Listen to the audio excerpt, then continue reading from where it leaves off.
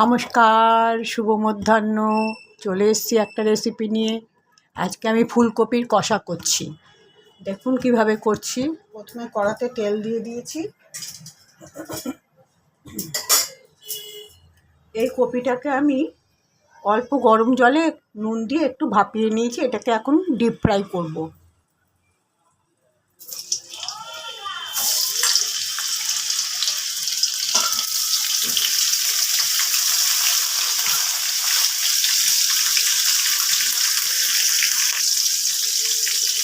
দিয়ে দিচ্ছি একটু হলুদ। নুন দিয়ে কপিটাকে ভাপিয়ে নিয়েছিলাম, তাই এখন আর নুন দিলাম না, একটু হলুদ দিলাম। ফুলকপিগুলো ভাজা হয়ে গেছে, এবার এগুলোকে আমি তুলে দিচ্ছি।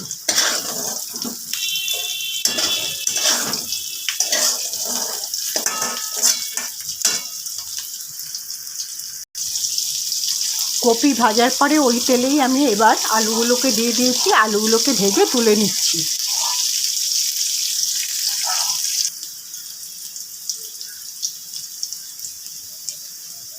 আলুগুলো ভাজা হয়ে গেছে, এবার এগুলোকে আমি তুলে নিচ্ছি।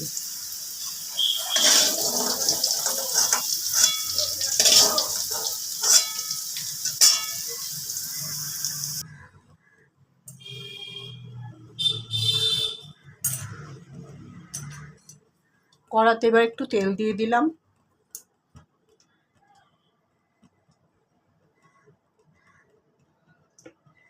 এই প্রসঙ্গে বলে রাখি, ফুলকপির কষা রান্না করতে আমি একটু বেশি তেল ইউজ করি।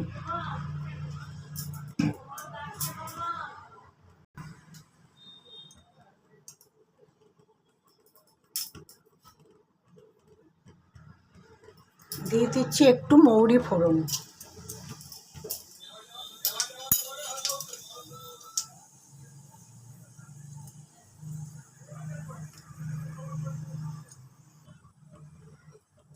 দিয়ে দিচ্ছি সামান্য একটু জল।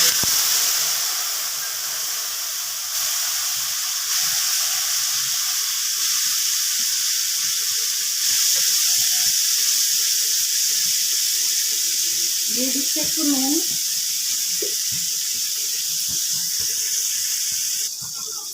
একটু হলুদ দিলাম।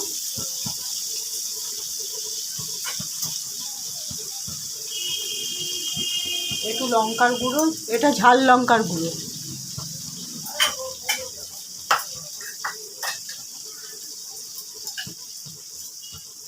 দিয়ে দিচ্ছি একটু জিরের গুঁড়ো।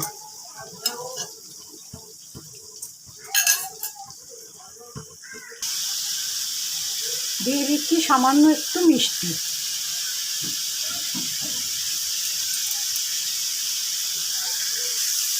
এবারে আমি প্রথমে আলুগুলো দিয়ে দিচ্ছি।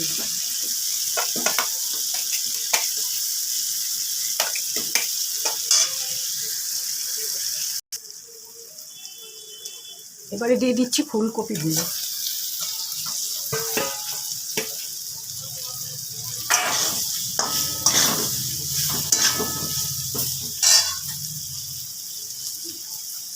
এবারে দিয়ে দিচ্ছি এক বাটি জল।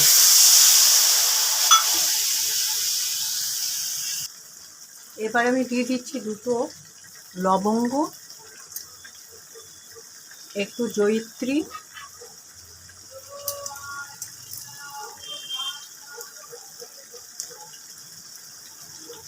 আর একখানা এলাচ।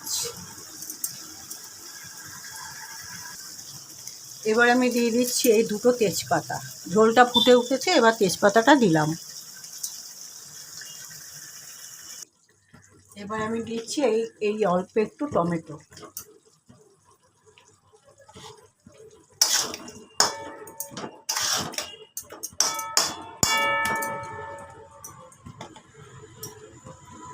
আমার রান্নাটা প্রায় শেষ পর্যায়ে চলে এসেছে। এবার একটুখানি স্ট্যান্ডিং টাইমে রাখবো ঢাকা দিয়ে, তারপরে ফিরে আসছি। আমি আমার রান্নাটাকে স্ট্যান্ডিং টাইমে রেখে তারপরে একটি বাটির মধ্যে ঢেলে নিয়েছি। দেখুন এরকম হয়েছে ঠিক ফুলকপির কষা। আপনারা ঠিক এই সিজনে ফুলকপি খেতে ভীষণ ভালো হয়, তবে একদম ছোট ছোট ফুলকপিগুলো বেশি ভালো হয়, ওগুলো দেশি কপি। সে যাই হোক, আমি আমার ভিডিওটা যেখানেই শেষ করলাম। দেখা হবে পরবর্তী একটা ভিডিওতে বা ব্লগে। সবাই ভালো থাকবেন। নমস্কার।